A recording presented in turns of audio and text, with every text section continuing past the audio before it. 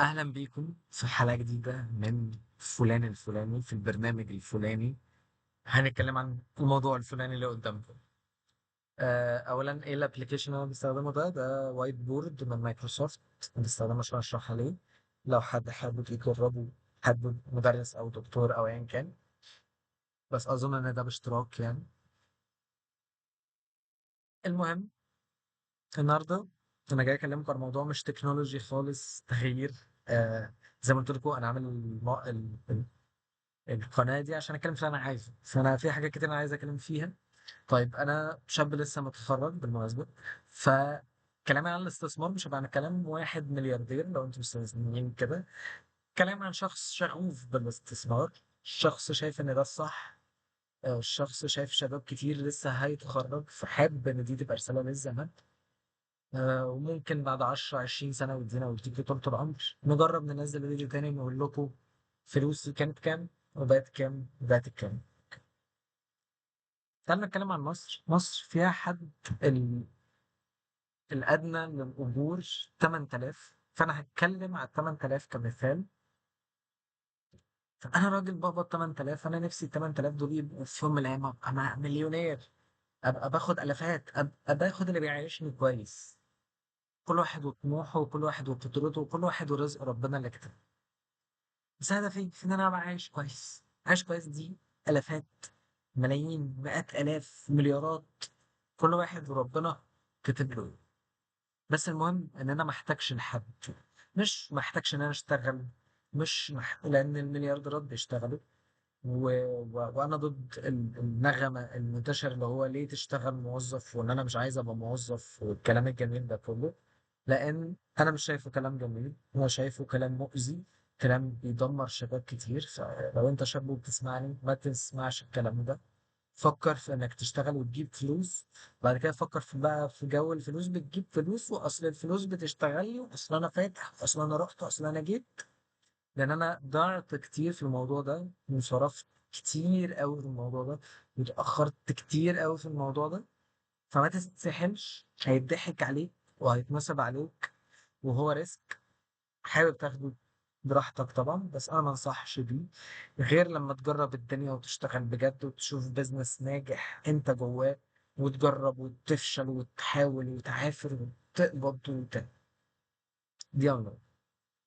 تاني نقطة، ازاي اخلي ال 8000 دول يزيدوا.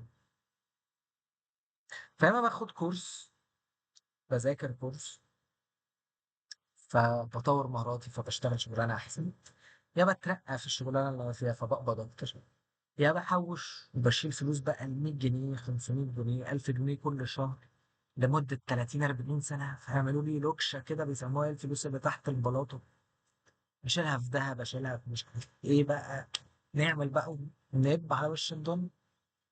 يا اما تحط فلوسي في تأمين معاشات فيطلع لي معاش رقم احسن. يا اما التوبيك اللي مش هنتكلم عنه النهارده وهو الاستثمار. هو انا اسف مش هنتكلم عنه النهارده، لان قبل ما تيجي تستثمر وقبل ما تيجي اكلمك في اسهم وصناديق وبتاع، في حاجه مهمه لازم تكون عند كل انسان داخل يستثمر. و... وانا شايفها مهمله جدا، وهي، انا اسف على خطي المعفن انا بكتب بالماوس. العقليه، عقليتك، المينتاليتي، عقليه المستثمر مش عقليه انسان عادي. لو انت شخص ما بيقبلش الهزيمه، هتقبل ازاي خساره 10% من فلوسك في يوم واحد تكون بالسالب، وتاني يوم تلاقيها زاد 20%؟ تقبل التقلبات دي ازاي؟ لو انت شخص ما عندكش اصرار، هتقبل ازاي تقتطع 1000 جنيه كل سنة كل شهر من مرتبك؟ وآسف على كلمة شهر، ممكن ناخدها كده بس. تقتطع 1000 جنيه كل شهر من مرتبك. لو انت شخص ما عندكش أمانة، ازاي هيبقى تبقى أمين مع نفسك في ان انا كذا ما بيكسبش لا يربح. وازاي هتكون امين مع نفسك في ان انا هاخد الالف ايا كانت الظروف؟ وازاي هتكون امين مع نفسك في ان كذا صح؟ وازاي هتكون امين مع نفسك في ان انا مش فاهم؟ فمش هاخد ريسك في نفس الوقت. هو انت جبان تاخد الريسك انت؟ وازاي؟ ما هو الريسك انت مضطر عليه. تاخد ريسك ازاي؟ انا اسف.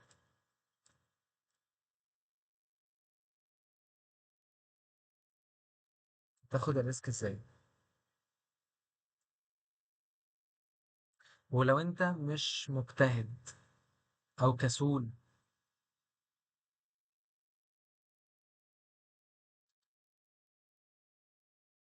هتكتر النسبة ازاي؟ هتخليهم 2000 ازاي؟ هتخليهم 3000 ازاي؟ هي دي النقطة. المستثمر لازم يكون عنده كل الحاجات دي. لازم لازم يكون، أنا آسف، لازم المستثمر يكون عنده كل الحاجات دي. لازم تكون عقليتك كده. فأنا هقول لك كام حاجة أنا شايفهم هم الأساسيين في كل ده. إيش يعني؟ ده معلش أنا مش متعود، أنا مش عارف إيه اللي بيحصل. فالمستثمر لازم يكون عنده حاجات مهمة. أولا ما يكونش عندك عقلية الهزيمة. أكتر نقطة ممكن تخسرك في الحياة كان إيه؟ كنت سمعت بودكاست قبل كده، كان بيتكلم شوية محللين استراتيجيين والناس اللي هم التقال دول، بس دول ناس تقال بجد، ناس مليارديرات بجد، بيتكلموا عن الاستثمار وكده. فقالوا جملة ملهمة لأقصى درجة وعايزك تركز فيها قوي.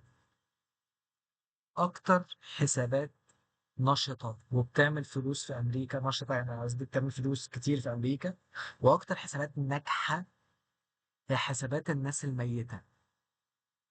إن واحد كان عامل حساب استثماري، الراجل ده مات، الحساب ده عمال يكسب والورثة عمالين يكسبوا وهم مش عارفين. يعني ايه بقى؟ بيوصلنا لايه؟ لازم تبقى جاف ومنطقي وعقلاني لأقصى درجة. العاطفة وأصل السهم واقع فهتوتر فبيع، غلط. بطريقة الدكتورة أمينة شلباية مرفوض. وهي دي برضه بيمشي معاها جبان، بيمشي معاها كل ده تقريبا. بس أهمها إنك عندك عقلية انهزامية. فأنت لازم تكون عقلاني، وهي دي أهم نقطة. يبقى واحد عقلاني.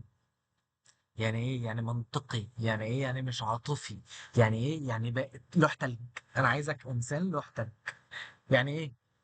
يعني انا قررت، انا كفلان الفلاني، انا هستثمر 1000 جنيه كل شهر.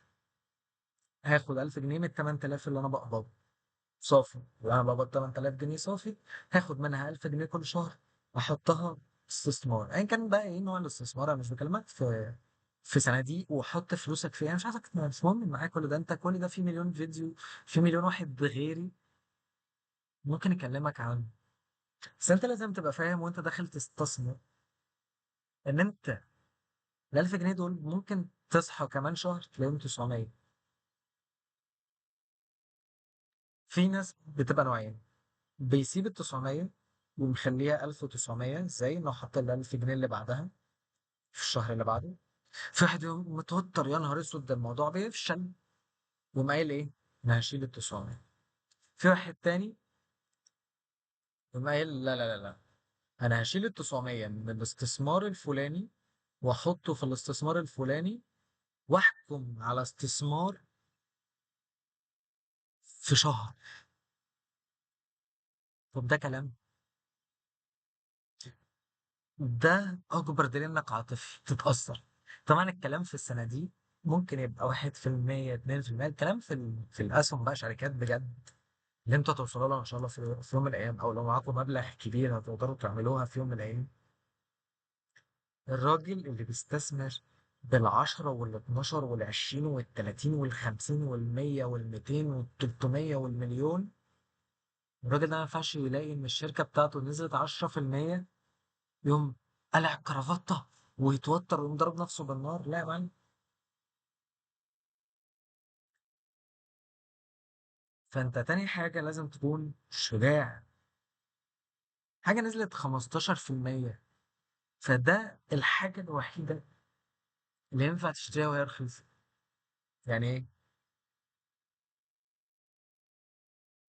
أنا دلوقتي قدامي كيلو طماطم، بصيت عليه النهاردة لقيته ب50، قلت لا ده غالي أوي مش هشتري. بصيت عليه بكرة لقيته ب10، قلت حاجة من الاتنين بقى، هيبقى قدامي حاجة من الاتنين. يا إما هقول لا لا لا لا لا، ده إيه ده بيخسر، ده أنا ممكن بكرة ألاقيه أقل. ولا هقول الله ده أوفر حلو، ما تيجي نشتري. فهي كده. الصناديق والأسهم والشركات نوعين، نوع بيطلع ونوع بينزل كل يوم. الشركات بتتغير، بس هو يا اما في شركات بتطلع كل يوم، في شركات بتطلع، في شركات بتنزل كل يوم. فان انا هاجي استثمر في اللي بيطلع كل يوم يبقى انا بضحك على نفسي. وانا هاجي استثمر في اللي بيخسر كل يوم بحكم الريسك، ما انا برضه غبي. ما هو ما تبقاش، مش معنى انك تبقى شجاع انك تبقى غبي. فتعالوا نلخص الموضوع ده عشان اعرف ان انا توتت. معنى ان انا شجاع ايه؟ انا مستثمر في شركة اكس. شركة اكس دي نزلت النهاردة 50% آخر شهرين. في واحد هيقوم بايع الفلوس بتاعته، يعني ال1000 بقت 500 جنيه، راح بايع ال500 ده.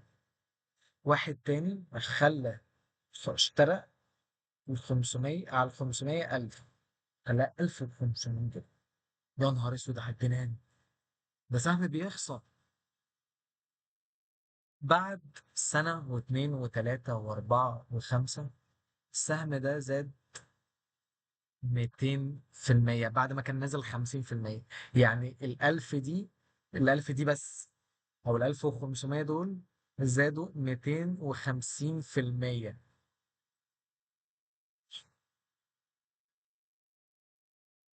فشوف أنت احسبها، أنت مش هحسبها لك. شوف أنت ده هيطلع كام. ال 1500 جنيه بس. أنا بكلمك في 1500 جنيه بس.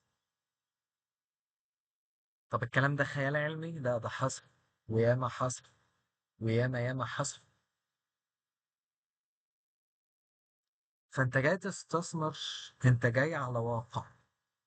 الواقع إن الدنيا دوارة، إن الطماطم مجنونة، إن النهاردة بفلوس بكرة ببلاش، والنهاردة ببلاش بكرة بفلوس. فأنت داخل مستني إن الحاجة اللي أنت تشتريها هتفضل تكسب تكسب تكسب تكسب تكسب تكسب لمدى الحياة، يبقى أنت مجنون وجاي تهزر، وده مش مكانك، الاستثمار مش مكانك. لو أنت دي العقلية، روح حط فلوسك في شهادة وما تجيش تستثمر. أنا آسف لو أنا أجريسيف، بس عشان ناس كتير بتغلط الغلطة دي. بيصعب عليا ناس كتير قوي منهم أصحابي كان قدامهم فرص زي كده ما استغلوهاش. أنا عايز أقول إن أنا دلوقتي كنت شاري فترة حرب إيران وأمريكا، كنت شاري الأسهم على الرخيص. ممكن أكون ما خسرتش الخسائر الفاضحة، بس أنا كسبت كويس. ما كسبتش رقم لان انا حاطط فلوس قليله في الاول والاخر، انا ما بقاليش كتير، فمش حاطط فلوس بقالي سنين وعقود وقرون. بس انا عارف ان اللي نزل 10% ده لقيته بعديها بفتره زاد 20، يعني انا كسبت 30% وانا شاريه بالرخيص. الحاجه في الاستثمار، بالذات الشركات الكبيره، الشركات التقل، امازون وابل. انا هكلمكم في الاجنبي، بلاش في المصري عشان ما يبقاش ترشيحات ومبقاش. هكلمكم في الشركات اللي بره مصر. امازون جت فتره كان سهم امازون نزل من 200 دولار ل5 دولار. هل منطقي ان الراجل اللي كان شاري امازون وسهمها 200 دولار، لو انا مش محتاج الفلوس دلوقتي اسحبها؟ ده كارثه، ده غباوه، ده قرارات. ليه بقى؟ لان السهم بتاع امازون اللي اشتراه ب5 دولار بقى اللي لحقه وهو ب5 دولار. سهم امازون دلوقتي عدى، ممكن ابص لكم عليه وارجع اقول لكم. سهم امازون دلوقتي في اليوم اللي انا بصور فيه، في الساعه اللي انا بصور فيها، واصل ل 270 دولار. السهم ده كان 5 دولار في يوم من الأيام. فالراجل اللي شراه ب 200 ونزل له 5 خسر. بس لو كان اشترى بقى بكل فلوسه وقتها من اللي ب5، تخليني يعني ايه 5 دولار؟ تخليني يعني ايه 5 دولار؟ يعني ده كان وجبة ماكدونالدز وقتها، يمكن بيج ماك، وجبة بيج ماك كومبو في أمريكا. أو هو معاه 500 دولار، ال 500 دولار كل 5 دولار فيهم، يعني كان زمان معاه فوق ال 20,000 دولار دلوقتي يعيش. أنا بتكلم في 500 دولار بس. يعني الراجل ده لو قعد الفترة دي، والكلام ده ما قعدش شهر شهرين، الكلام ده قعد سنة سنتين، سنتين أو سنة كاملة. سهم أمازون كده، يعني أنت لو كنت بتحوش 500 دولار، يعني أنت في خلال سنة حوشت حوالي 6000 دولار. ال 6000 دولار دول ممكن يكونوا عدوا ال 200 و 300 ألف دولار. شوف كان قدامك كام فرصة بقى في الفترة دي تعمل زي أمازون. فلازم تبقى شجاع، لازم ما تخافش، لازم تبقى عقلاني برضو ومنطقي، ولازم آخر حاجة تكون متنوع. المستثمر الشاطر ما يحطش فلوسه كلها في حاجة واحدة. ليه؟ خسرت فلوسه، خسرت، كسبت فلوسه. فلازم ما تبقاش جبان، بس ما تبقاش مجنون. بس لازم تبقى متنوع. يعني انا واخد ريسكات في شوية فلوس، ومأمن شوية فلوس، وعامل حاجة تجيب لي عائد شهري في شوية فلوس. شوية فلوس تقدر تعمل كل ده على فكرة في ال1000 جنيه. يعني 1000 جنيه تقدر تحط 200 300 جنيه في صندوق نقدي، بيعمل عائد ثابت، بيكسب 18% كده كده، ملوش دعوة انت بتعمل ايه في دنيتك. وتقوم حاطط فلوس في صندوق نقدي، ممكن يعمل أرباح وممكن ما يعملش. طب يعني إيه أرباح؟ يعني هو ممكن يكسب فوق ال 18% بتاعت الصندوق النقدي، ممكن يكسب أو يكسب فوق. المهم عندك إنه يكسب فوق الشهادة. طول ما هو بيكسب أكتر من الشهادة، أكتر من سعر الفايدة، أكتر، بالذات بالذات بالذات من سعر،